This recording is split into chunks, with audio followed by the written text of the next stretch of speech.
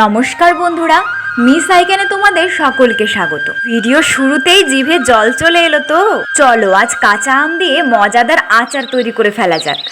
আমগুলোকে ভালো করে ধুয়ে খোসা ছাড়িয়ে কেটে নিলাম। এই ফলের রাজা আম দিয়ে যে কত রকম রেসিপি করলাম, আম পোড়া শরবত, আম মাখা তো প্রায় রেগুলার লেগেই আছে। এই গ্রীষ্মে তোমরা আম পোড়া শরবত খাওনি এমন কেউ আছো নাকি? আবার আম মাখা, আম পোড়া শরবতের ভিডিও কিন্তু আগেই আমার চ্যানেলে আপলোড করা আছে, তোমরা চাইলে দেখে নিতে পারো। আমগুলো সব কেটে জলে ধুয়ে নিয়েছি, আর এদিকে গোটা কয়েক কিশমিশ ভালো করে ধুয়ে ভিজিয়ে রাখলাম। আচার মশলা হিসাবে আমি ব্যবহার করছি জিরে গুঁড়ো, গোলমরিচ ও মৌরি গুঁড়ো, গোটা সর্ষে, গরম মশলা এবং ধনিয়া গুঁড়ো। আর এখানে 4টে শুকনো লঙ্কাও 5 ফোড়ন নিয়েছি। এবার ফ্রাইং প্যানে পরিমাণ মতো তেল দিয়ে 1 চামচ 5 ফোড়ন ও 4টে শুকনো লঙ্কা দিয়ে দিলাম।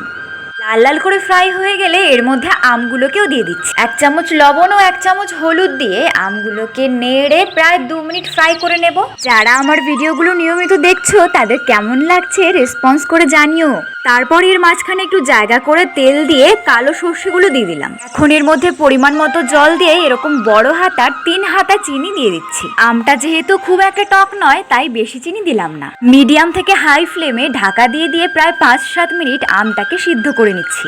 আগে যে 4টে শুকনো লঙ্কা দিয়েছিলাম সেগুলোকে নামিয়ে একটু থেতো করে নিয়ে এর মধ্যে আবার মিশিয়ে দিলাম। কি দারুণ কালার হয়ে এসছে না? আমগুলো ভালো মতো সেদ্ধ হয়ে গেলে এবং জলটা একটু কমে এলে এর মধ্যে কিশমিশগুলোকে দিয়ে দিলাম। মাঝে মাঝে হাতা দিয়ে আমগুলোকে এভাবে একটু চেপে দিতে হবে যাতে ভালোভাবে গলে যায়। এরপর বাকি সব ভাজা মশলাগুলোকে দিয়ে নেড়ে নামিয়ে নিলেই আমাদের স্পেশাল মজাদার আমের আচার রেডি। জানো তো, ছোটবেলায় আমার মা আচারের সব বয়ম লুকিয়ে রাখতো। কেন লুকিয়ে রাখতো তা নিশ্চয়ই বুঝতে পারছো। তোমাদের ছোটবেলাটাও কি আমার মতো কেটেছে? কমেন্ট করে জানাতে ভুলো না কিন্তু।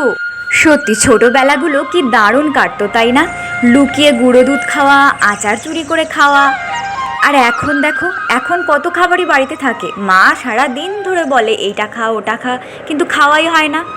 যাই হোক, আমার ভিডিও যদি তোমাদের ভালো লেগে থাকে প্লিজ লাইক কমেন্ট শেয়ার করে দিও, আর চ্যানেলটা সাবস্ক্রাইব করে আমার পরিবারের সদস্য হয়ে যাও। তোমাদের ছোটবেলার কোনো ছোটখাটো মজার ঘটনা থাকলে আমার কমেন্ট বক্সে এসে জানাতে পারো, আমি তোমাদের গল্পগুলো নিশ্চয়ই পড়ে দেখব। আচারটাকে আমি কিন্তু নামিয়ে নিয়েছি, দেখো কতটা ঘন হয়েছে আর কি দারুণ লাগছে না দেখতে। খেতেও কিন্তু ব্যাপক হয়েছিল। আগামীকাল তোমাদের পছন্দের আরও একটি ইউনিক ভিডিও নিয়ে আসছি। আমার ভিডিও সবার আগে দেখার জন্য বেল আইকনটি অবশ্যই অন করে রেখো। আজকের মতো টাটা।